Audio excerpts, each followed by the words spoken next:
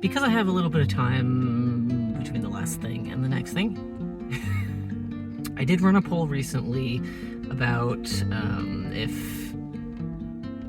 if y'all wanted, if when I do micro homesteading kinds of videos and things that could help you out in a seasonal sense, if you wanted me to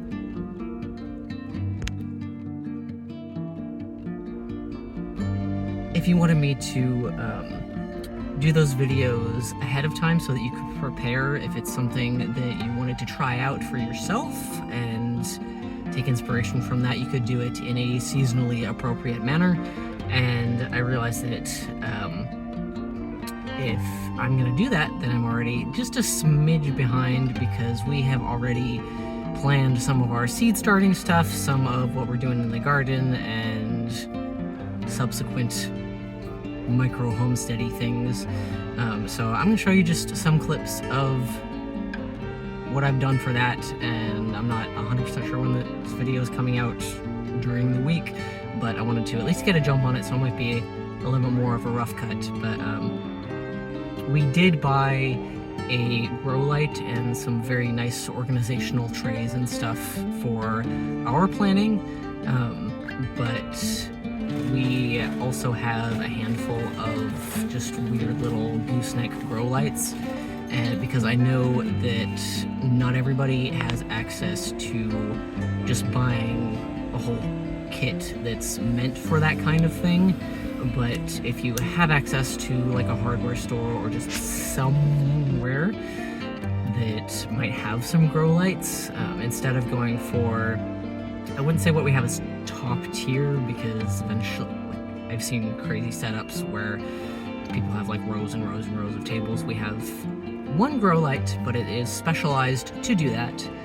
But go ahead and look around for like under $20 clip-on kind of thing. Sometimes you can get clip stuff that is meant to clip directly onto the pot. Sometimes it's meant to clip kind of onto the edge of the table where you're starting seeds, and those are generally fine. The only downside, because we've used that for seed starting in the past, is if it's off to the side and your seeds start and they're healthy and everything, they'll start to reach for that one point of light. So you could start with those, but be very mindful that it might make some of your plants kind of weird shapes and not very straight. But if you're able to kind of step up a little bit more, I recommend getting something that's a bar hanging above it, because then it's more even and the plants might lean a little bit depending on how wide your trays are or whatever containers you're able to find. But it'll be much more even, and it'll be easier to have them grow up as healthy as possible without getting super long but not very many leaves. And because the whole point of doing this is to show people that it can be done without buying from specialty shops, buying from the equivalent of buying your wedding dress from a bridal shop versus buying a dress that happens to be white or your preferred color for your own wedding and stuff like that. I am not personally fond of the Book of Faces for many reasons. However, I'm still a part of some of the local Buy Nothing groups. I asked people if they had any plastic bottles that they would consider, that they had collected, that they wanted to get rid of. And so if you're not collecting your own, sometimes that's an option. But be very, very careful in the way that you choose to cut them. We are fortunate to have some heavy-duty scissors, and there might be some other stuff that I experiment with to try to put in there.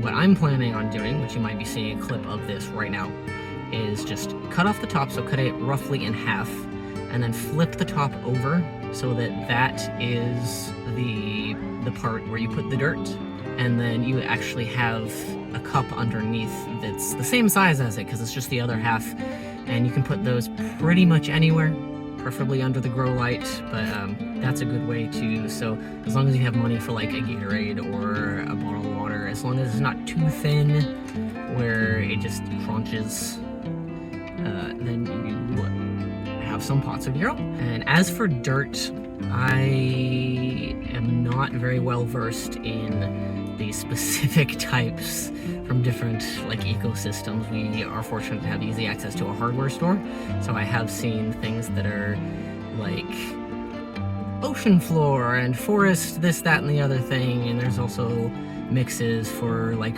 roses. And my favorite brand is actually a local one. We're in Washington State, and I see this brand a lot of places, and it's kind of a general potting soil. It's like Carpenito, something like that. And I'm doing this video now rather than after we get many more bags of dirt. There'll be a more involved video when I can stand out on our balcony without wearing a sweater, stuff like that. I run warm, so that's closer than it might seem. You don't need to buy truckloads and truckloads of dirt. At least where we live, one bag of like the general potting soil, like topsoil potting soil, is $8, I think, and that's 1 square foot of fluffed up soil. If you choose to go yoink some soil from like your backyard or the woods, things like that, be very aware that it's not going to be the best word I can think of is inert. There'd be bugs in it, there'd be some weird stuff in it. So if you choose to do that, it's not the best idea, but I know that that's very cheap because I have considered just taking a scoop out of the dirt that we have at our community garden plot, and then I realized, oh, that would probably need to stay outside just in case something crawls out of it. So you have some place to put it where there's light, whether it's a grow light or a windowsill. It's depending on where you are, it's still gonna be a little bit cold, so any seeds that you get would take longer to germinate. You wanna keep them somewhere relatively warm. My ideal temperature for just hanging out in places is like 55, so our house has to have a a special section of where I put stuff. So finally, with seeds, I also recommend looking up the local companies in your area, because even if you haven't heard of them before, especially if you're coming at this relatively new, there are probably some local seed companies that even if the seeds that you'd like to start, how you pick things out, are a little bit more expensive than like what you would get in the grocery store. If you have ever seen those spinny racks of the generic, like this is tomato, that would be a better quality. They would probably have a better what's called germination rate. That means if you plant 100 seeds, the percentage of those actually sprouting will be higher. But you can also, like I said, a lot of the times there are like those spinny racks in different grocery stores, probably in the produce or the floral section. I am very much in support of at least starting something. And a lot of people can inadvertently come off as, oh, you should only buy the best. Like, you should only buy like the Grow Light kit, because that's how to properly do it. Everybody has to start somewhere, and starting is half the battle. And hopefully you can start something, at least if you're interested in it. And as I do subsequent videos, I will always try to remain aware of acknowledging that not everybody's gonna have the cut and dried, like, special little space that's dedicated to just the one thing. So if you have your seeds, you have your light or an idea of where it's gonna get light, you have the pots, you have an idea of where you're gonna get some dirt. It gets a lot more subjective from there with what seeds you actually pick, because everybody eats different things. So if we were, say, to get a really good deal on like zucchini seeds, I don't think we've ever cooked anything with zucchini, so it would be kind of pointless. And especially if you're doing some of your own research and looking at articles, and never let people pressure you into doing like just the starter kit of what everybody should have on their garden, and that's very silly. The only thing that I would say is sometimes it's nice to plant things next to other things because, for example, marigolds keep a lot of pests away from certain plants. And we have, I think it's 1 row of green onions in our community garden because it's right next to some plants that have pests that don't like green onions. And we also like green onions, but I don't think I've ever pulled green onions out of that space. It's just sitting next to there to like intimidate the bugs away. But it has to be a choice for you. And so if you are a list-making person, or close to it, you can make a list of things that you would actually want to eat, and then cross-reference that with, if you're in the United States, which a lot of the homesteading videos that I'm going to be doing are geared towards specifically Americans, look up your growing zone and make sure that, for example, if we were going to grow avocados here, first of all, that takes a very long time, but we would definitely need a greenhouse because it doesn't mesh with the zone that we're in. It's not impossible, but it takes a lot of work, some different details. And for another example, I follow someone who owns a gardening company, and a lot of the stuff that he talks about is for Southern California, which if he didn't also talk about growing zone, I would be very confused, at least at the outset. So to recap, make a list of things that you actually want to eat, things that you would value being able to go over there and pull out. Keep that list with you, so if you see those seeds just in passing, because especially in things like grocery stores in the floral section, the produce section, at least around here, there are like big spinny racks of general, it'll say like green beans, and then in tiny text it'll tell you what kind it is. You don't have to buy specialized pots for starting things. You can use plastic bottles or get creative with other things. Make sure that it drains decently so that you don't just drown the things that you're trying to eat later. And as you can see in some of these clips, if you can, label everything, because if you plant a bunch of stuff, you're gonna forget which is which, especially if you're trying to do different varieties of what's technically the same thing.